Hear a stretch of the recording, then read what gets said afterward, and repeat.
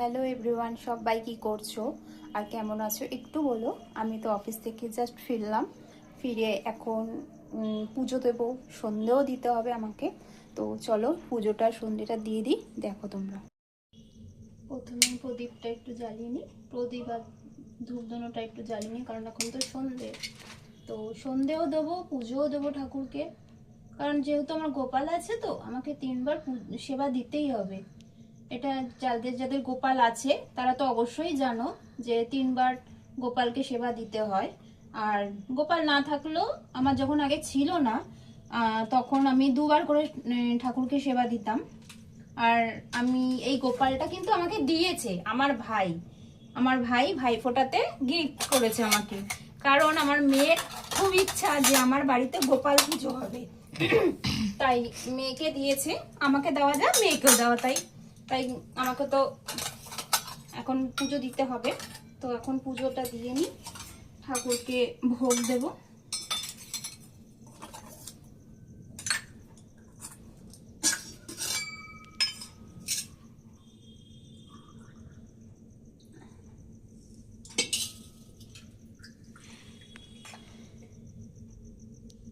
বলো, ভোগের মধ্যে তুলসী পাতা দিতে হয় ভোগে আর জলের মধ্যে, কারণ তুলসী পাতা না দিলে ঠাকুরের ভোগ হয় না কখনো। তাই তুলসী পাতা সব ঠাকুরকে নিবেদন করে দিলাম।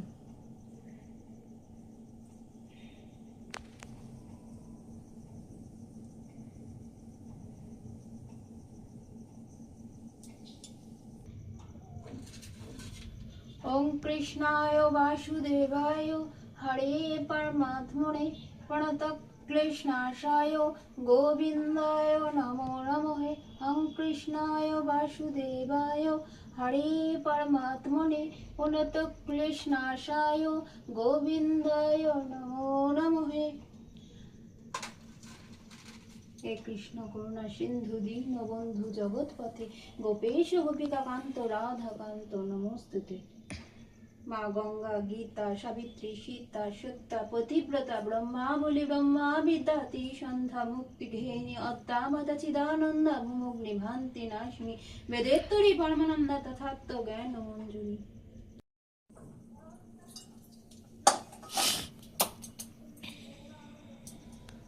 তো ভোগটা আমি নামিয়ে দিই, তারপরে ঠাকুরকে শয়ন দিয়ে দেবো, সব ঠাকুরকে শয়ন দিয়ে দেবো।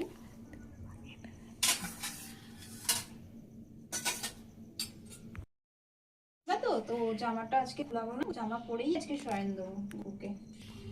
খুলে রাখলাম। আর এই যে গপুর বিছানা, এটার মধ্যে ঘুমায় আমার গপু সোনা, সবাই দেখো। তো গপুকে আমি শয়ন দিয়ে দিই, তোমাদেরকেও দেখাচ্ছি।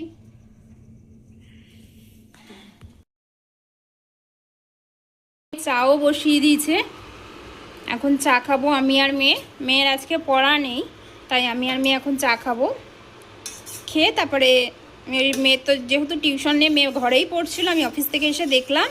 এখন আমি আর মেয়ে চা খেয়ে তারপরে মেয়ে পড়তে বসবে, আমি কাজ করব। দেখো কত সুন্দর করে আমার মেয়ে চা করতে পারে।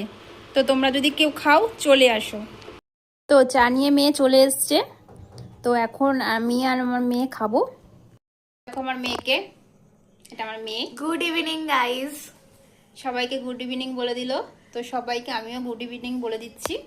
তো তোমাদের কি চা খাওয়া হয়ে গেছে? আমাদের হয়েছে, অফিসে একবার খেয়েছি। তো মেয়ে আজকে যেহেতু বাড়িতে ছিল, তাই মেয়ে বললো মা তুমি কি চা খাবে, তাহলে আমি একটু করি। বললাম ঠিক আছে কর, তাই আমি আর মেয়ে একটু চা খেয়ে নিই।